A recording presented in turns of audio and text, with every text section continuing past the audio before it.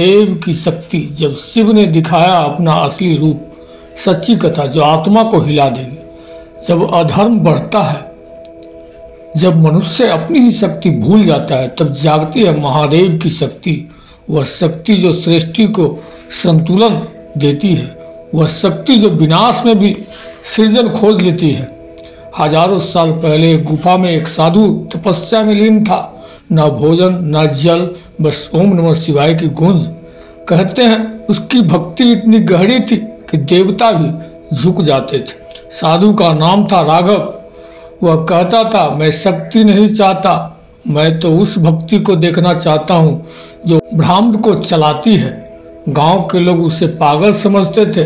कहते, महादेव की शक्ति तो केवल कथाओं में है। पर राघव हंसकर कहता, जब मन सच्चा होता है तो शिव दूर नहीं रहते हैं। एक दिन अकाल पड़ा, धरती फट चुकी थी, नदियां सूख चुकी थी। लोगों ने उस साधु से कहा, अगर तेरा शिव है तो जल दे। राघव गुफा में बैठ गया और 3 दिन तक केवल ओम नमः शिवाय का जाप करता रहा।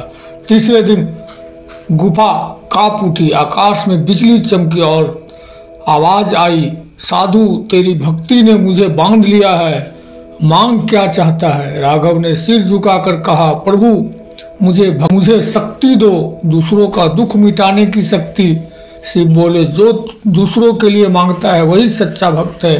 राघव के माथे पर भस्म का तेज चमक उठा, उसकी आंखों से नीला प्रकाश निकलने लगा। जहाँ वह जल भरता वहाँ गंगा फूट जाती, जहाँ वह स्पर्श करता वहाँ रोग मिट जाते। लोग कहते, यह कोई साधारण मनुष्य नहीं, यह शिव की शक्ति है।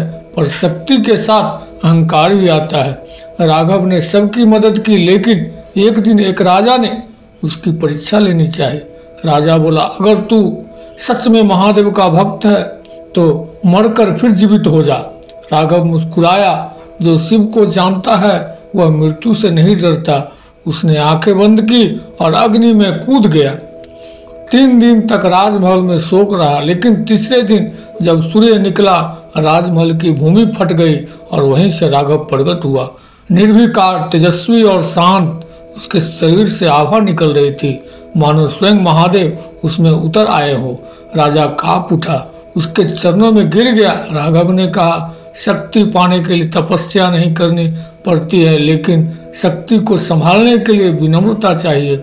आकाश से गुजा स्वर, महादेव की शक्ति कभी नष्ट नहीं होती, वह केवल उन तक पहुंचती है जिनका हृदय निर्मल होता है। राघव गुफा में वापस चला गया। वहां उसने महादेव का ध्यान किया और कहा, प्रभु मैंने आपकी शक्ति देखी, पर अब मैं उसे अपने भीतर अनुभव करना चाहता हूँ। शिव बोले, जिसने मैं को मिटा दिया वही शिव बन गया। तू अब केवल राघव नहीं, मेरी चेतना का अंश है। धीरे धीरे दृश्य धुंधला होता है। गुफा के द्वार से प्रकाश की किरणें बाहर निकलती है और आकाश में एक ही आवाज गूंजती है, ओम नमः शिवाय। महादेव की शक्ति बाहर नहीं, आपके भीतर है। जब आप करुणा रखते हैं, सत्य बोलते हैं और भक्ति में डूब जाते हैं, तब वही शक्ति आप में प्रकट होती है। अगर आप भी मानते हैं कि शिव की शक्ति आपके भीतर है तो कमेंट में लिखे ओम नमः शिवाय और इस कथा को उस तक पहुंचाए जो अपने जीवन में शिव की शक्ति को महसूस करना चाहता है। ओम नमः शिवाय।